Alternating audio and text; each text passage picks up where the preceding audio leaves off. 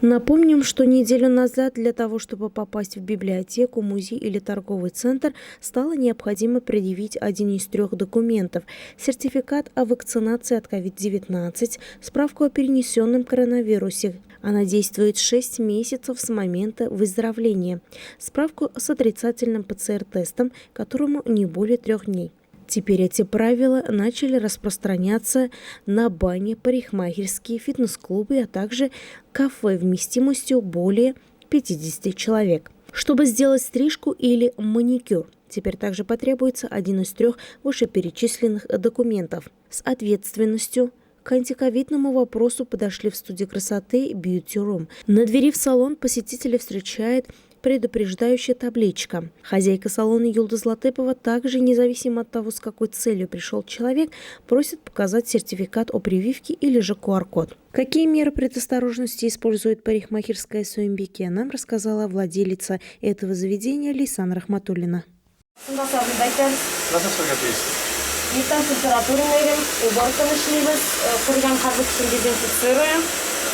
Записный кишилер болса энди алдан айтабыз, сертификаттар менен келерге. QR-код менен проверяйтабыз, текшерип барсында.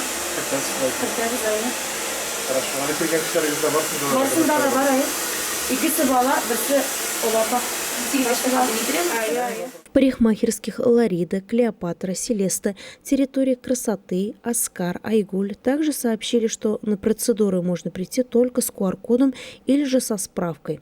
Журналы об измерении температуры сотрудников ведутся ежедневно. Об аналогичных требованиях также было сказано в салоне красоты Аматур на Коммунистической 30/1.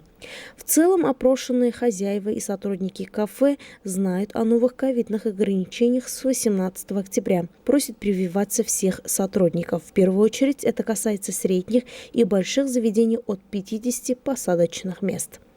Прогноз развития роста заболеваемости остается неутешительным. Ситуация осложняется также с сезонным увеличением ОРВИ и гриппа. Луиза Шарафутдинова, телерадиокомпания «Илиш».